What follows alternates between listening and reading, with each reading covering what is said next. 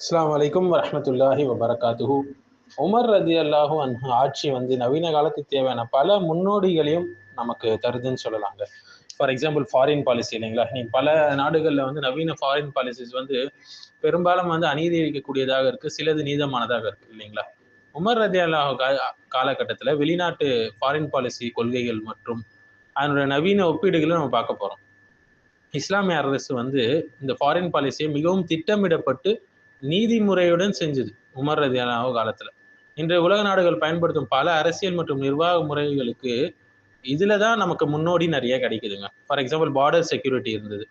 Umar ரதியல்லாஹு காலத்துல முஸ்லிம் நாட்டுடைய எல்லைகளை காவல் நிலையங்கள் மற்றும் படைத்தளங்கள் அமைக்கப்பட்டுச்சு. பஸ்ராலையும் கூஃபாலையும் இவை இரண்டும் இராணுவ நகரங்களாக அமைக்கப்பட்டன.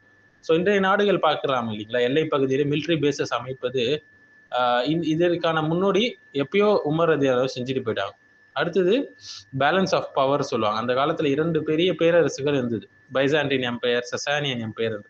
ஸோ உமர் ரதியல்லாஹு அவங்களுடைய அரசியல் நுண்ணறிவு இந்த இரண்டு பேரரசையும் ஆபத்தையும் சமாளிச்சு.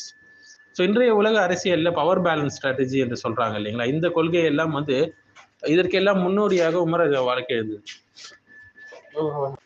மூன்றாவது விஷயம் அவங்களுடைய ஃபாரின் பாலிசியில ரிலீஜியஸ் ஃப்ரீடம் பாலிசி இருந்தது. முஸ்லிம்கள் கைப்பற்றிய நகரங்கள்ல முழு மத சுதந்திரம் வழங்கப்படுச்சு. ஜெருசலேம் கைப்பற்ற போது உமர் அவர்கள் கிறிஸ்தவர்களுடைய தேவாலயங்களை பாதுகாப்பதாக உறுதியளிச்சாங்க. இன்னைக்கு நவீன காலத்துல பேசப்படக்கூடிய மைனாரிட்டி ரைட்ஸ், ரிலீஜியஸ் ஃப்ரீடம், இதெல்லாம் இப்பதான் கண்டுபிடிச்சோன்னு இவங்க பேசிக்கிறாங்கல்ல, இதெல்லாம் எப்பயோ இஸ்லாமிய ஆட்சி செஞ்சுட்டு போயிடுச்சு உமர் ரதியல்லாஹு அன்ஹு காலத்துல, 1400 வருடங்களுக்கு முன்னாடி. மேலும் டிப்ளமசி இருந்தது. டிப்ளமசி என்றால் உமர் ரதியல்லாஹு காலத்துல பிற நாடுகளுடன் தொடர்பு கொள்ள தூதர்கள் அனுப்பப்பட்டாங்க.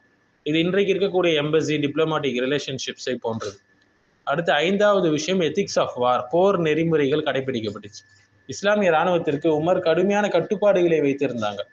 பெண்கள், குழந்தைகள் கொல்லக்கூடாது, பயிர்கள் அழிக்கப்படக்கூடாது, மத ஸ்தலங்கள் சேதப்படுத்தக்கூடாது என்று.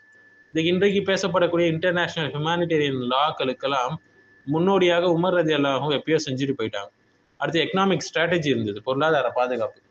புதிய பகுதிகள் கைப்பற்றப்பட்ட பிறகு உடனே பொருளாதார நிர்வாகம் அமைக்கப்பட்டுச்சு. ஃபார் எக்ஸாம்பிள் எகிப்தை கைப்பற்றின பிறகு நிலவரி மற்றும் நிர்வாக அமைப்பு நிறுவப்பட்டுச்சு.